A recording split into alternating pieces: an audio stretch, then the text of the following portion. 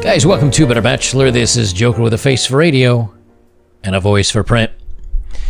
Tonight, we're going to read a little bit of two interesting articles I have. One is from earlier this year, and then we're going to rewind back a couple of years to another article. But to start with, Lawrence Fox, this story came out in the beginning of January. I think he's an actor, and maybe he works over in the UK exclusively, because I'm not familiar with him. But he got called out for some comments he made, and basically he, in an interview, said, nobody wants to date woke women. Like, we just don't want to date woke women. And he went on to explain that guys, when you're dating somebody that is either very liberal or very far left, it's a competition, and that women don't respect men. And in many cases, women actually dislike men, but they also have this feeling that they want to be with men. And so it makes them very confused, and dating does not go well. And so I'll get the article started here. We'll jump in on this. But basically, it boils down to men do not want to date women that are like this, that men are much happier dating conservative women. Now, it doesn't mean necessarily that you're going to have, you date someone that's conservative in a small town. Statistically, your odds of having a successful relationship, and I won't say marriage, because I don't think any marriage can be successful in the long run, but that's my personal take on it. But the odds of having a better relationship are better with a conservative woman in a small town versus a very liberal or left-leaning woman in, say, a big city. So let's go down through this. We'll talk about it. So the women freak out after discovering men don't want to date woke women. And I'm not going to read the whole thing. There's just a couple of points that I want to read out of here. And they say, it turns out there's an entire segment of men, even perhaps a rather large one, that has sworn off dating woke women, and the feminazis, predictably, are quite angry about it. And they talk about the story with Fox. But I'm going to move down here to where it says, there's a woman that wrote a book, and she's been complaining a lot about him. And the author, this woman, simply quotes, she simply says, he should be deplatformed before his ideas creep into the psyche of other males, who then start refusing to date feminists too. Well, the woman says here, the writer here says, but unfortunately for her, it's already happening. So we'll move down here, and she says, these men, she says, they have a tendency to group together, which she posits is how humanity got incels, an online supreme group, and chat rooms, though without any evidence of support. Men who don't like women should not be allowed to associate with anyone else, she seems to suggest, lest they share the wrong ideas. So in other words, if we're not on the girl power movement, well, we shouldn't be allowed to share our ideas. But that's not where we're going today. That's the reason why I bring this up, though, is because women here through this whole article basically is how she's saying that men are awful and they're horrible, but in the same token, how dare you? Because how dare you? How dare you? Because we also want to date them. But when they talk about dating them, it really sounds more like dominating them. So Karen Harradine, she says, women have ruined dating or the feminazis have ruined dating for women. And this is from 2017, so we're winding back in time, and she was ahead of her time on this because she was really quite accurate in what she says. I'll read through a few paragraphs here, but come to find out she used to be one, and then she realized how awful it was and that her relationships weren't working. She says, reality TV is a favored form of escapism for me. Recently, I watched an episode of Channel 4's First Dates, so she must be in the UK, I'm guessing, with Channel 4. A young woman, attractive and intelligent, had dinner with a man who seemed pleasant enough, but I did not hear him speak as she monopolized the entire conversation by boasting about her degree in environmentalism and hectored him without pause on global warming and green energy. She treated the entire day as an opportunity to virtue signal. The poor man sat there with a puzzled look on his face. Unsurprisingly, he did not want to see her again. I have seen on many, I don't really swipe on dating profiles anymore because I know the statistics behind them, but I do look through them for information because every once in a while a screen grab and throwing something up here to show an absolutely horrible profile is fun. But I've seen on many of them That if you support Trump, swipe left. If you're not on the girl power movement, or if you don't believe in BLM or any of this, swipe left, swipe left, swipe left. And I'd say when you add that percentage along with everything else that you normally would use as your criteria to pick someone, I really haven't seen anybody I would even swipe right on. So it's definitely bled into, the culture has bled into dating as well. She continues on, I feel sorry for her. Here was a decent man who desperately wanted to meet, or here is a decent woman who desperately wanted to meet a good man, but she had fallen for destructive feminazis to such an extent that the only way she knew how to communicate with the opposite sex was to lecture on politically correct dogma. How many more young women have been indoctrinated by this insidious form of cultural Marxism at schools and universities? Now remember, this is written in 2017, so 3 years ago, she was pretty much calling out, hey, look what's happening. And here it is now. It's dumped out of the universities and the schools into Portland, into Seattle, into London, into Paris, right? It's in many, many different cultures. Let me jump over a couple here. My generation of women and the one after us has been corrupted by the adage that women are superior and men are harmful. For too long, I bought into this feminine Nazi rubbish as I entered into numerous relationships with unsuitable men. Feminism declared that it did not matter what type of man I dated as long as they were all useless, or as they were all useless anyway. Unsurprisingly, I had some spectacularly bad relationships. I dated men who did not work. I thought I could financially support them on my minuscule salary. I fell in love with men who cheated and excused their appalling behavior by believing I was a modern woman who could tolerate all lifestyles. Yes, you are a strong and empowered woman. So of course you can handle me. If you don't deserve me, or if you can't handle me at my worst, you don't deserve me at my best, right? The guys spin that around on women. Or they say, hey, you say that you want the power and you want the control and you want to run things. Here you go. Silver platter. There you are. And then they kick back and they play video games all day and don't get a job. When you look at still the traditional conservative household, and again, I'm not saying get married, I'm not saying cohabitate, but when you look at more traditional roles, the men are the main providers, the women are happy to have kids and stay at home, and now the left is saying, we don't want kids. Don't have kids. You're being irresponsible if you have kids. So the whole theme is changing, and men, real men that actually respect women enough to, say, hey, I'm willing to be equals with you. Maybe that's not some of you, but nonetheless, the whole point is they say, I don't want to battle. I don't want to fight.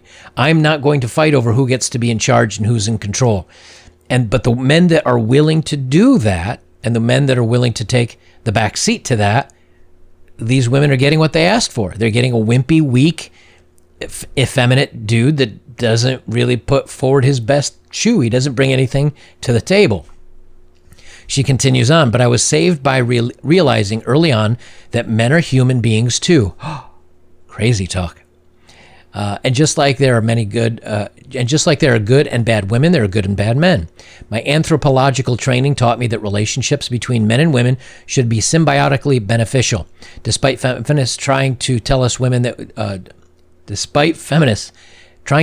women do not need men, our biological instincts to pair up, coupled with our tribal desire to form a bond which enables us to mutually reciprocate from each other, are innate in all of us, right? So they're told, dislike men. Men are the problem, patriarchy, etc., but then their biology says, hey, time's a ticking, you're now a certain age, you want to settle down and find a good man, but they've run through the gambit of guys in their 20s into their 30s, that by the time they realize, hey, this may not be what I want, too late.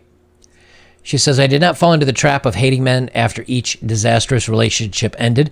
I took full responsibility for my pitiful choices and so escaped feminism and feminist-induced bitterness. Some women, with their woeful picks of unsuitable mates, ended up blaming men and not themselves for their poor judgment.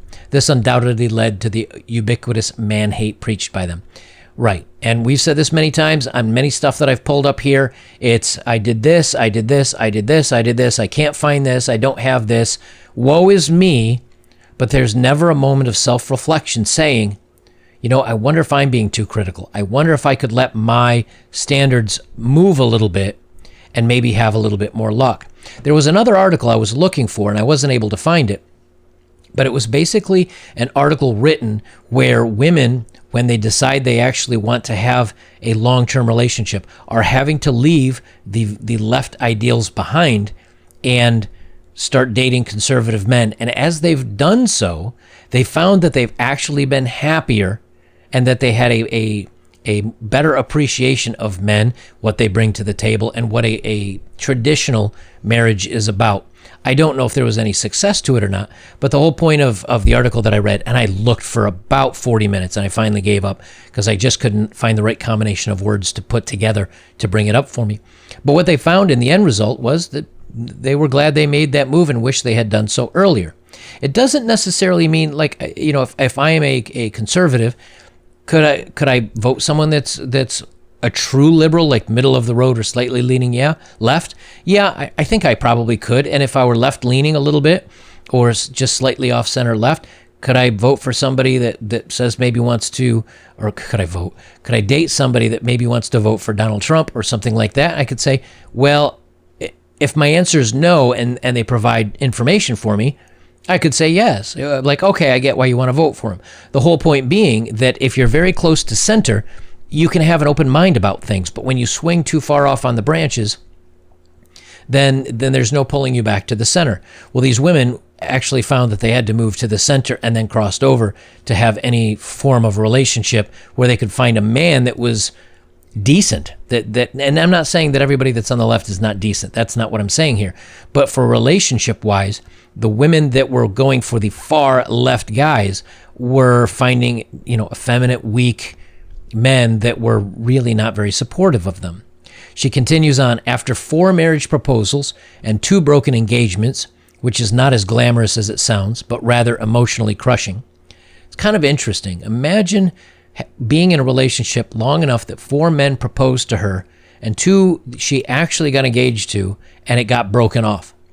I'm guessing either A, she was a horrible person at the time, or B, they were horrible men, which means she didn't choose very good men. Not saying it's all her fault, but I mean, that's quite a lot of bodies you've rolled through to come to this realization. I stumbled across the sweetest and most intelligent man I've ever met. I was unbelievably lucky to marry him. He is the epitome of a true British male, a man from the working class roots who went to public school on a scholarship. He loves his West Ham football team and classical music in equal measure.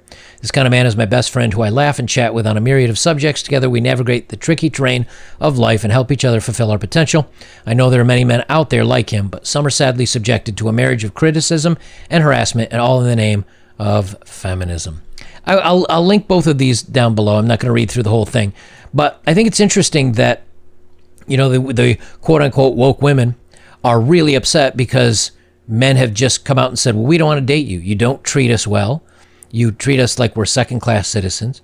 You're harsh on us. You don't even tend to like men in a lot of things, but you expect us to put up with it. Were you to reverse those roles, and if I were to say, women are awful and women this, women that, and then I turn around and I say, hey, do you want to marry me? And a woman says no, could I be mad at her for that case? I mean, if a woman watched all my channel of videos, and then I said, hey, do you want to get in a long-term relationship? And she said, yeah, but you always say not to and not to trust women and that they red flags. And all. No, I don't think that would be a good idea.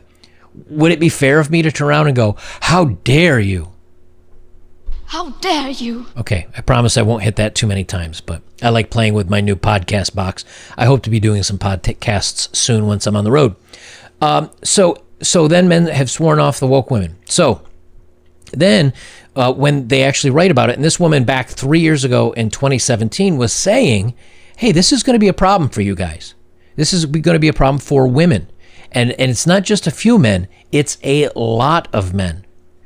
And I think only 8%, around 8 or 10% of the public sentiment is progressive. Like all the far left progressive stuff is only about 10% of the population, with 50% being roughly conservative, or whatever it is, 40% conservative, 20% middle of the road, the remainder left, whatever those dynamics are, there is a huge selection of men and women, but for the dating world, that are over on the conservative side, and these guys are they're usually the more traditional.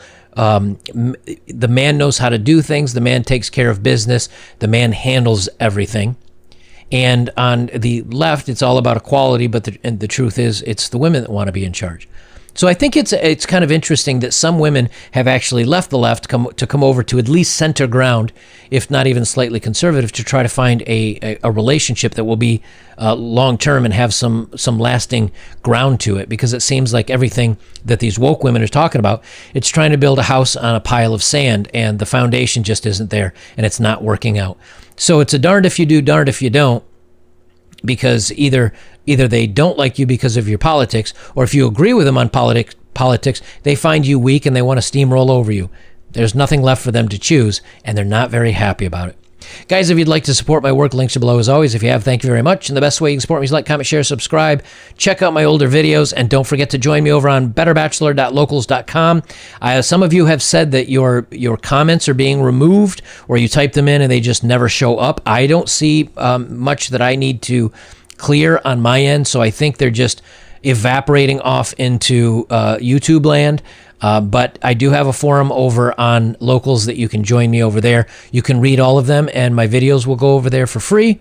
And, of course, you can post and become a subscriber for $3 a month.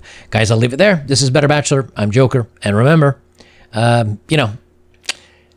it looks like if women want to have a traditional man, a strong man, a guy that's leading the charge, she's going to have to move to the center, or at least a lot closer than far left.